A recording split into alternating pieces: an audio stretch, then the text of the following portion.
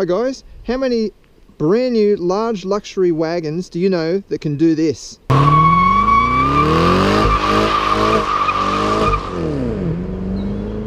This is the Calais V Series 2 V8 wagon, Sportwagon Holden calls it.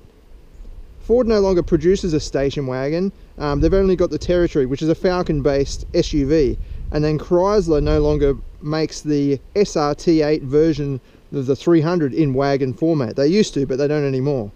So this becomes the most powerful wagon you can get for under 60 grand. It's also the most powerful Calais ever made. The Series 2 VF features the 6.2 litre LS3 Chevrolet V8. This is the engine that used to be fitted to HSV models not that long ago. In this it produces 304 kilowatts and 570 newton meters. From what I remember, the HSVs produced around 307 kilowatts, so there's not much in it. There's probably an air filter or something like that. Aside from the serious performance under the bonnet, the Calais V is quite discreet. I mean, it's got these chrome trimmings along the doors, down below, and then the chrome around the front guards there, and then some chrome treatment at the front. The Calais V also gets these 19-inch alloy wheels, which is pretty neat alloy wheels in my opinion. But apart from that, it looks like your average default sales rep car, especially in this colour scheme. The only real telltale sign that this is a muscle car, really, are the quad outlet exhausts around at the back. Being based on the Commodore, it's quite large, just a big wagon, and then in wagon format, practicality is just through the roof. So you've got plenty of room in the front, lots of leg room and headroom, room to move about, and a similar story at the rear, plenty of headroom and boundless leg room. And then in the very back, you've got a massive rear cargo area. If you fold those rear seats down, you're actually opening up 2,000 litres of cargo capacity. That's huge. Underneath, you've got a full-size spare wheel, and then some a little neat pocket in the back there, and a 12-volt socket. Now it's very practical. Those seats are easy to pop down, and you just push the button, and it goes completely flat as well. You can put a single mattress in there and pretty much sleep there. It's that big. With the Calais V, you're getting this two-tone leather trim, heated seats, and some Alcantara on the dash. Quality and refinement has really stepped up for the VF. This is easily the best quality Commodore ever made. I mean, even this top material here, it is hard plastic, but it doesn't feel tacky or scratchy or anything like that. And everything feels really well stitched together. I'm not sure about this fake sort of carbon fibre stuff on the dash and around the gear stick, but it definitely breaks up the cabin. It's better than having just all black monotone. I'll start it up and give you a sample of that engine.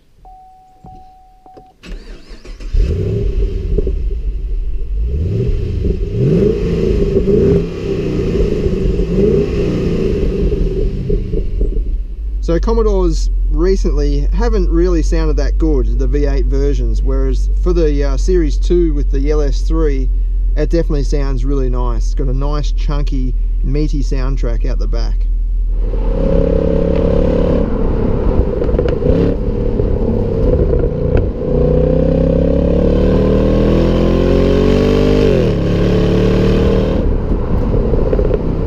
We'll take it for a drive and see how it goes.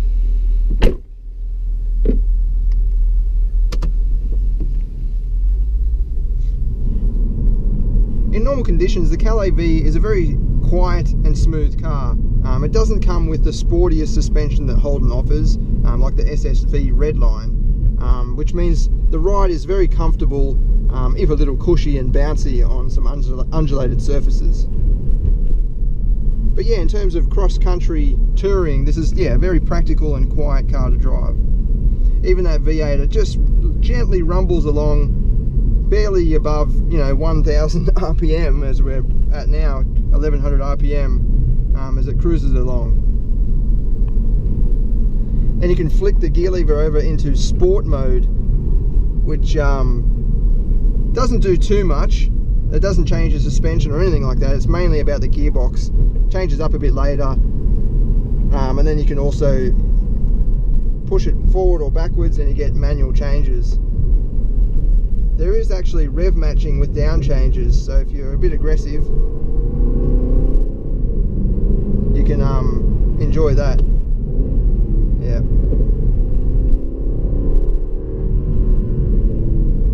So again, this is not the sportiest chassis that Holden offers, so it is a little bit wallowy around the corners, but it's definitely comfortable.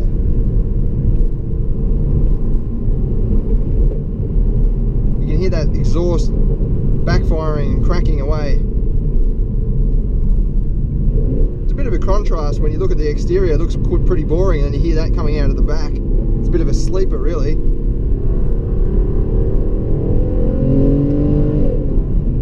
But it definitely gets up and goes when you put your foot down.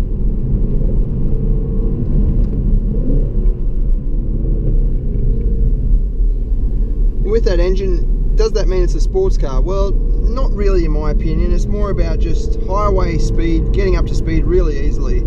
Effortless acceleration, in other words.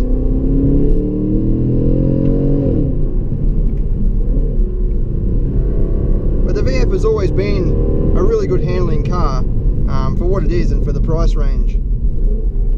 So you're getting the natural good handling of the VF, and then that engine just blends fairly well with the chassis.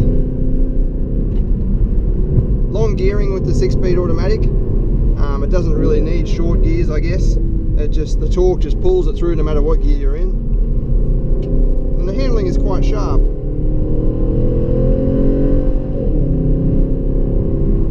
Models fitted with the LS3, the V8, also come with a limited slip diff, so you're not wasting your wheel power away to inside wheel spin either.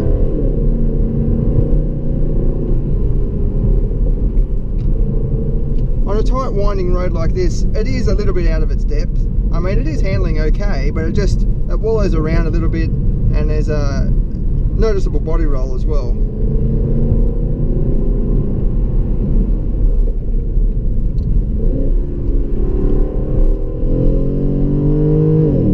But then you put your foot down, and it just goes. You got to remember this car's price range too. It's just under $60,000 in Australia.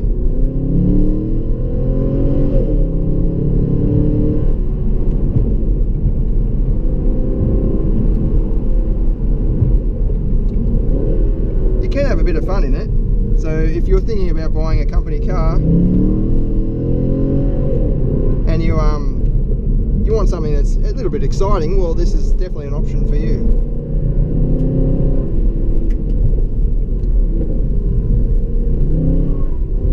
You can drift it a little bit, but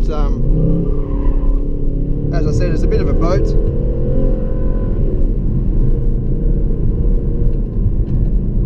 It'd actually be a lot of fun out on a skid pan or something like that, and you could just do big drifting circles. I don't know why, but wagons just feel like they drift better, even though I think the weight distribution is the same as a sedan. It's just that extra mass on the back makes it feel like it's more of a drift machine. It's actually got a lot of traction. This Calais doesn't come with the wide tyres like the SSV Redline, but even still, it's got a lot of traction, even when you've got the accelerator flat to the floor.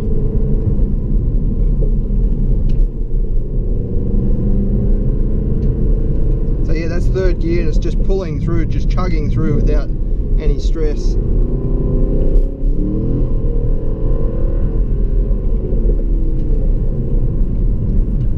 So it's not the outright performance machine that you might be thinking or expecting with that 304 kilowatt engine under the bonnet. It's more about just effortless driving. As I said, it's just a really nice cruise machine. It would be awesome for just going state to state and just going on a big road trip. Definitely good for highway cruising. So the main question we're looking to answer today is this the best Calais ever made? Since it will be one of the last, Holden might introduce a Series 3 next year to send off the Commodore before production comes to an end. But this will be essentially the last Calais V V8 wagon that will ever be made in Australia. And it is, it's definitely the best Calais that's ever been made. It's very refined, it's the most powerful, it's also quite luxurious and well equipped. So you've got sat-nav and Pandora music streaming, a nice touchscreen interface. There has been some problems with the interface for me, just with the Bluetooth, it wouldn't quite pick it up properly and it drops out sometimes. But other than that, you get everything. You've got heated seats as well, push button start, even automatic parking. So yeah, overall as a value proposition, the Calais V is definitely, should be at the top of your list. For more information, head over to performancedrive.com.au and you can check out the full review and also our 0 to 100 performance video. Thanks for watching.